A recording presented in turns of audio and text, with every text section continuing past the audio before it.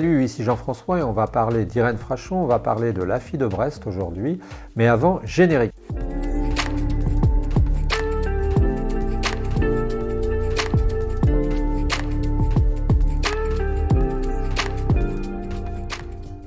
Bonjour, hier j'ai vu par hasard presque La fille de Brest, ce documentaire sur le Mediator. En fait, tu vois, je me suis fait avoir, c'est pas un documentaire, c'est un film et j'avais quelques réflexions à faire concernant ce sujet.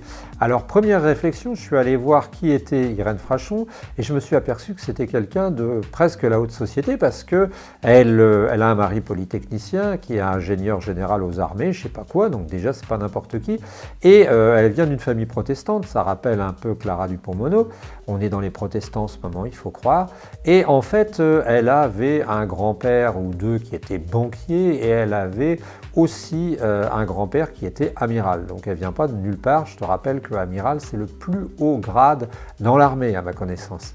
Donc je pense que si cette personne a eu cette idée, a eu cette capacité, a osé, c'est parce qu'elle s'est permis socialement quelque chose en plus de son mérite personnel, tout simplement parce que elle faisait partie déjà d'une élite.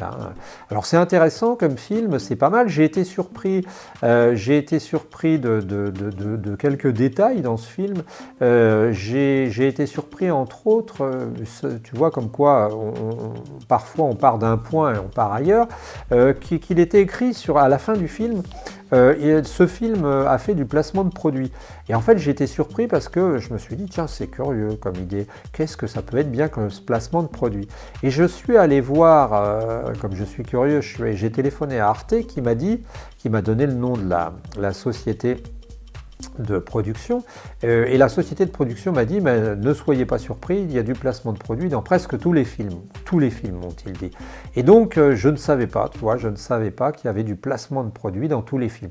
J'ai bien eu un petit doute quand j'ai vu le moment où ils sont réjouis, où ils rigolent, où on s'aperçoit qu'il y a à ce moment-là un cornet de frites McDonald's. Là je me suis dit c'est peut-être pas par hasard, tu vois, j'ai pas été trompé, mais je ne sais pas si à ce moment-là, ils ont voulu faire un placement de produit. Mais imaginons qu'ils soient dans une maison en pleine campagne bretonne, devant la mer, je ne vois pas trop ce qui fait qu'ils soient allés chercher un cornet de frites McDonald's. Mais non, on me dira, d'autre part, on me dira ce qu'il en est. Alors, ce que je voulais dire sur ce film, c'est que, bien sûr, je vais pas te résumer tout le film, mais j'ai quelques aspects qui m'ont un peu étonné.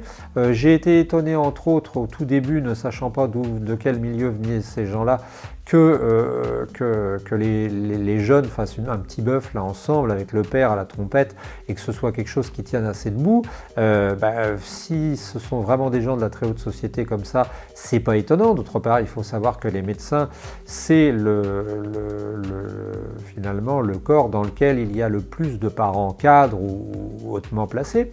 Donc rassure-toi, le petit bœuf que tu vois faire par les petits gamins, ça n'a rien à voir du tout avec ce que fait la moyenne. C'est carrément du top class. C'était un petit détail. Je pense que ce qui est intéressant quand on parle d'un film, c'est de donner les détails qu'on voit, les petits éclaircissements. Si on parlait que de l'histoire en disant voilà, l'actrice a reçu le César, oui, peut-être, mais c'est pas ça qui nous fait. J'ai été très surpris de voir aussi la scène de l'autopsie, qui apparemment est une vraie scène, j'avais jamais vu ça. Enfin, moi, j'ai détourné plus ou moins le regard à un moment. On voit ouvrir quelqu'un à un moment, ça dure pas longtemps heureusement, et puis c'est assez sauvage. Et puis je me dis, tu vois, par rapport à ça, que qu'Irène Frachon, ce qui serait intéressant de savoir, bravo, chapeau bas à cette dame, ce qui serait intéressant de savoir vraiment, c'est ce qu'a donné le procès du Mediator. Parce que je crois avoir entendu il y a 1 an ou 2 qu'ils avaient eu quoi, 1 million ou 1,5 million d'amende. Pour eux, c'est de la rigolade, c'est plutôt une insistance ils sont incités à continuer. Et puis, je crois que le principal responsable avait dû payer 70 000 €. Enfin, c'était fou, quoi. Alors, si toi, tu as des nouvelles, si tu fais partie de familles de gens qui ont été touchés par le scandale du Mediator, dis-nous-le, parce que je crois qu'à un moment, quand elle parle avec la fille qui est une étudiante en pharmacie, elle lui dit, sais-tu combien il y a eu de... Non, c'est à l'avocat qu'elle le dit. Sais-tu combien il y a eu de gens indemnisés pour tel médicament avant? Une seule personne.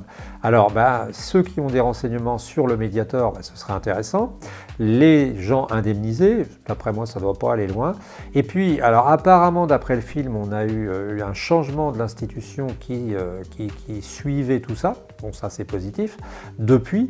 Et puis, ce que je voulais dire aussi concernant ça, c'est que malheureusement, cette affaire de Mediator, c'est pas le seul.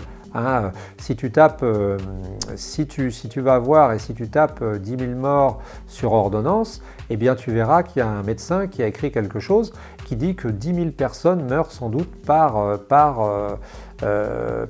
ces procédés du style du Mediator, du style bien entendu, qui font que, d'après lui, depuis, je crois que c'est François qui le fait, j'essaierai de te le mettre en fichier attaché,